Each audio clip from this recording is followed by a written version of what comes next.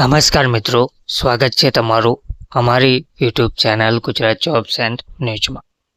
મિત્રો, આંગણવાડી અને આશા વર્કર બહેનોની વિવિધ માગણીઓને લઈને સીએમઓ કચેરી ખાતે દેખાવો કરવામાં આવ્યા હતા, જેમાં વિવિધ માગણીઓની ચર્ચા વિચારણા કરવામાં આવી હતી.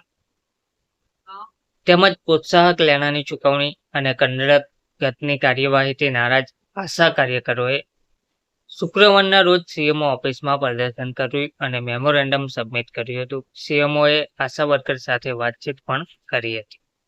તેમણે કહ્યું હતું કે કેન્દ્ર અને રાજ્ય સરકારના સ્તરે બજેટ પેન્ડિંગ છે અને સતત પ્રયાસો જે કરી રહ્યા છીએ કે બજેટ આવતા પ્રોત્સાહક રકમ અને માનદ વેતનની બાકી રકમ ચૂકવી દેવામાં આવે.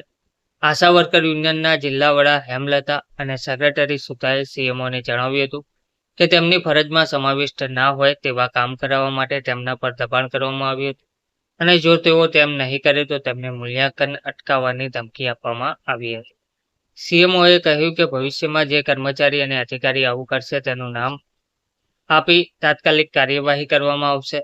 આગેવાનોએ કહ્યું કે ચર્ચાની કોઈ આશા રાખ્યા વગર વિસ્તાર બજાવવામાં પણ આવી રહ્યો છે, જેના કારણે આશાને મુશ્કેલીનો સામનો કરવો પડી રહ્યો છે. સીએમઓએ કહ્યું છે કે આ અંગે પુનઃ વિચાર કરવામાં આવશે. આગેવાનોએ જણાવ્યું હતું કે આવશ્યક ચીજવસ્તુઓની અછત છે અને તે પૂરી પાડવી પણ જરૂરી છે. સીએમઓ ઓફિસમાં દેખાવો પહેલા આશા વર્કરોએ બીકે ચોક ખાતે સભાનું આયોજન પણ કર્યું હતું.